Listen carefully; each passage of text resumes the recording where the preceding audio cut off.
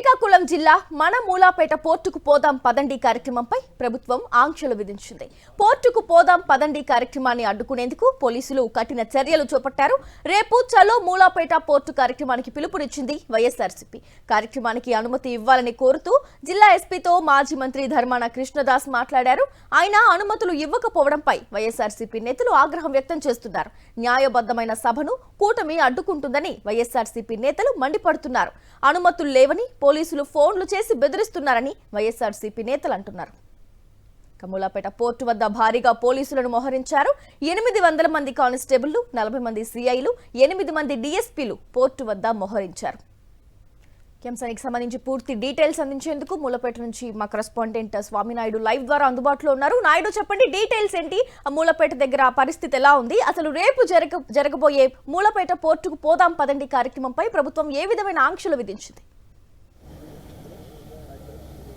Gracie, YSR Congress party నాయకులు రేపు మన మూలపేట పోదాం పదండి అనే కార్యక్రమానికి పిలుపునిచ్చారు.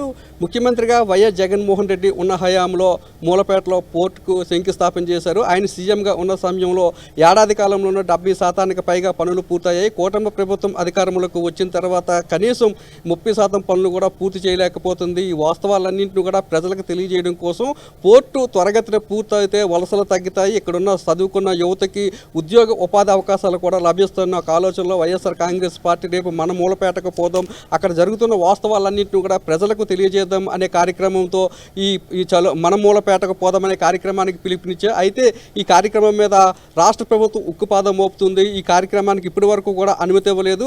అక్కడ డిఎస్పీ, అలాగే డిఐజీ, ఎస్పీతో పాటు డీజీపీకి కూడా వైఎస్ఆర్ కాంగ్రెస్ పార్టీ నేతలు అనుమతి కోరారు. అయినప్పటికీ కూడా అనుమతి ఇవ్వలేదు. ఈ అనుమతి ఇవ్వకపోవడం పట్ల వైఎస్ఆర్సీపీ నేతలు తీవ్ర అసంతృప్తిని వ్యక్తం చేస్తున్నారు. ఇంక ఇదే అంశం మీద మనతో మాట్లాడడానికి శ్రీకాకుళం జిల్లా వైఎస్ఆర్సీపీ అధ్యక్షులు కృష్ణదాస్ ఉన్నారు. సార్, చెప్పండి సార్, ఎందుకు పోలీసులు సభకు అనుమతి ఇవ్వలేదు అనుకుంటున్నారు? అసలు జరిగిన వాస్తవం ఏంటి సార్ ఈ మూలపేట పోర్టు విషయంలో?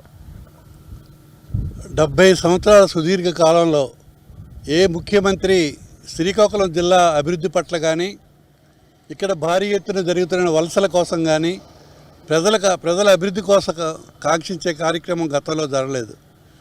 ఇంతకాలం నిర్లక్ష్యం చేయబడినటువంటి ఈ జిల్లా గౌరవ వైఎస్ జగన్మోహన్ రెడ్డి గారు ముఖ్యమంత్రిగా వైఎస్ఆర్ పార్టీ అధికారంకి వచ్చిన తర్వాత ఈ జిల్లాని మరి పారిశ్రామికంగా అభివృద్ధి చేయాలి, అన్ని రంగాల్లో ఈ రాష్ట్ర ప్రజలు ఈ జిల్లా ప్రజలు అభివృద్ధి చెందాలన్నటువంటి లక్ష్యంతో మరి జగన్మోహన్ రెడ్డి గారికి తీసుకున్నటువంటి గొప్ప చారిత్రాత్మకమైనటువంటి నిర్ణయం ఈ మూలపేటలో పోర్టు చేసే కార్యక్రమం. ఈ మూలపేట రైతులు త్యాగధనులు.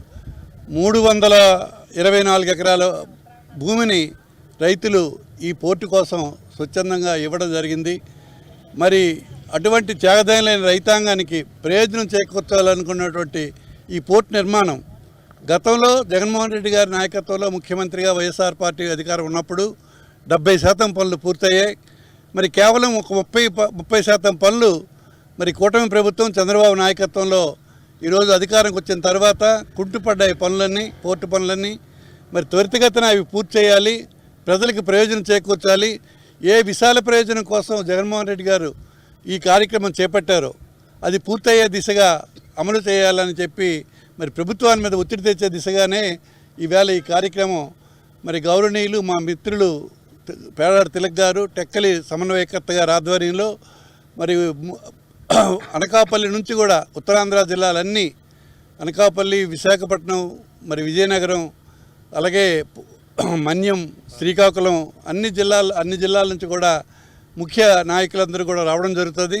మరి శ్రీకాకుళం అన్ని నియోజకవర్గాల నుంచి కూడా ముఖ్య నాయకులందరూ హాజరవుతారు. టెక్కలిలో ప్రతి గ్రామానికి కూడా ఇప్పటికే తిలక్ గారు తిరిగి మరి అందరికీ చైతన్యపరచడం జరిగింది.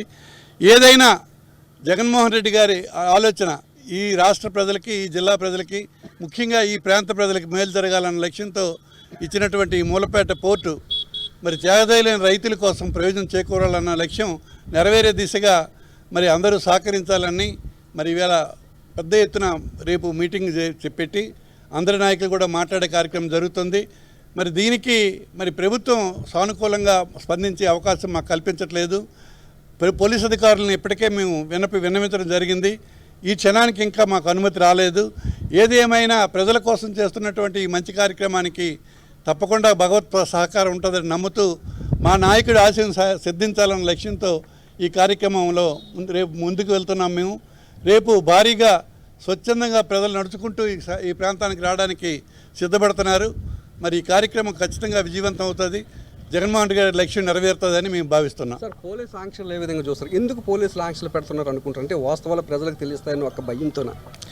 కూటమి ప్రభుత్వం అధికారంలోకి వచ్చిన తర్వాత దాడులు చేయటం, ఏ ప్రజా సమస్యనైనా ప్రజల్లోకి తీసుకెళ్దామంటే ఆటంకం కలిగించటం, అల్లరి పెట్టడం, అడ్డుపడడం, ఇబ్బందులు కలిగించడం ఈ కూటమి ప్రభుత్వం తాలూకా ఆలోచన. ఇదంతటికీ కారణం ఏంటంటే పోలీసులను వాడటం, పోలీస్ ద్వారా ప్రతిపక్షాలను తొక్కుపెట్టడం వాళ్ళ లక్ష్యం. ఈరోజు కూడా ఈ సభని అలాగే ఆటంకం కలిగించడానికి కోసం 400 మంది పోలీస్ వ్యవస్థని తీసుకొచ్చి పెట్టారు. 40 మంది సిఐలు వచ్చి అన్నారు, 8 మంది డిఎస్పీలు ఇక్కడ ఉన్నారు.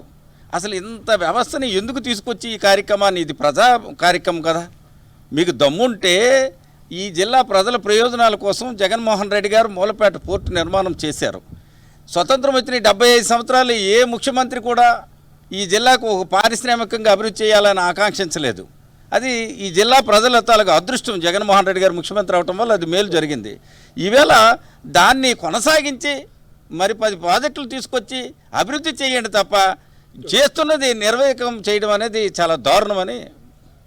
స్వతంత్ర దేశ చరిత్రలో ఏ ముఖ్యమంత్రి కూడా శ్రీకాకుళం జిల్లాలో ఇంతటా ఒక పోర్టును తీసుకొచ్చిన దాఖలాలు లేవని, వైఎస్ జగన్మోహన్ రెడ్డి పారిశ్రామికంగా శ్రీకాకుళం జిల్లా అభివృద్ధి చెందాలన్న ఒక ఉద్దేశంతోనే పోర్టును తీసుకువచ్చారని, దానికి అధికార పక్షం సహకరించకపోగా దాన్ని నిర్వీర్యం చేసే ప్రయత్నం చేస్తుందని, జగన్మోహన్ రెడ్డి హయాంలో 70% పనులు పూర్తయితే కూటమి ప్రభుత్వం అధికారంలోకి వచ్చి 2 ఏళ్ళు అయినప్పటికీ కూడా మిగతా 30% పనులు కూడా పూర్తి చేయలేకపోతుందని, పైపెచ్చి నిజాలను ప్రజలకు తెలియజేసేందుకు ఒక సభను ఏర్పాటు చేస్తే దాన్ని పోలీసుల బలగంతో అడ్డుకునే ప్రయత్నం కూడా చేస్తుందని చెప్పి ఇక్కడ వైఎస్ఆర్సీపీ నాయకులు విమర్శిస్తున్నారు. గ్రేసీ.